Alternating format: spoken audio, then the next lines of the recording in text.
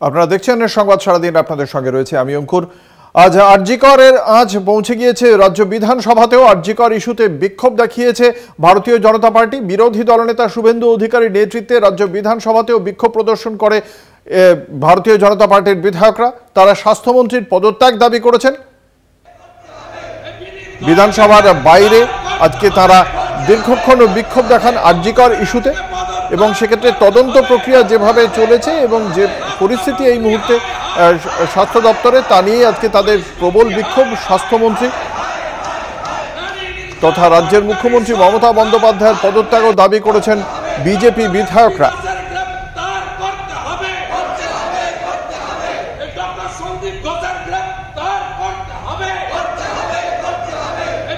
এ বিষয়ে বিরোধী দলনেতা শুভেন্দু অধিকারী স্বাস্থ্যমন্ত্রীর পদত্যাগ দাবি করে কি বলেছেন শোনাব।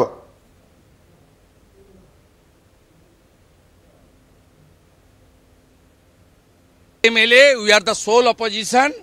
We want resignation of the Chief Minister. She is holding two subject-related department. One health, second home. We want resignation from her chair. Assembly session बंद है, इसलिए असेंबली की द्वार पर हम लोग का धरना प्रोटेस्ट चल रहा है। 2 घंटा आज प्रोटेस्ट होगा।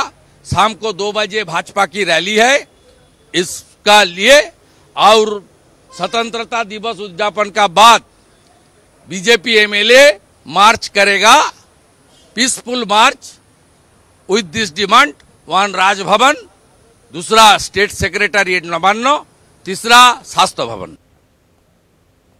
একই সঙ্গে আজকে সিবিআই তদন্তের প্রেক্ষিতেও প্রতিক্রিয়া দিয়েছেন বিরোধী দলনেতা শুভেন্দু অধিকারী। কি বলেছেন তিনি শোনাব। सीबीआई को शिकंजा कसना चाहिए और संदीप घोष, डॉक्टर SP दास, विनीत गोयल को अंडर कस्टडी करना चाहिए। ये तीनों को पहले कस्टडी कीजिए। क्यों DME सुशांत रॉय, डॉक्टर अभिक दे किस लिए 9 तारीख वहां गया था? आरजीकर में सुशांत राय, director of medical education, and doctor अभिक दे, वो दोनों किस काम के लिए उस दिन सुबह गया था? एविडेंस डिस्ट्रॉय करने के लिए। सीबीआई कोर्ट मॉनिटरिंग है, सीबीआई को तुरंत कार्रवाई करना चाहिए, नहीं तो जरूरत होगा तो सबके खिलाफ आवाज बंगाल की जनता उठाएगा। আপনারা শুনলেন বিরোধী দলনেতা শুভেন্দু অধিকারীর সরাসরি দাবি। কলকাতার পুলিশ কমিশনার বিনীত গোয়েল সহ আরজিকর হাসপাতালের 2 শীর্ষ চিকিৎসক, একজন ডাইরেক্টরেট অফ মেডিকেল এডুকেশন এবং তার পাশাপাশি ডক্টর অভিক দে, এদের 3জনকেই সিবিআই হেফাজতে নেওয়ার প্রয়োজন বলে মনে করছেন বিরোধী দলনেতা। সিবিআই এর কাছে সেই আবেদনই রাখছেন তিনি। তার বক্তব্য, এই 2 চিকিৎসক ঘটনার দিন তারা 7 সকালে পৌঁছে যান আরজিকর হাসপাতালে। তারা আদতে প্রমাণ লোপাট করতেই ঘটনাস্থলে পৌঁছে গিয়েছিলেন বলেই দাবি করছেন বিরোধী দলনেতা শুভেন্দু অধিকারী।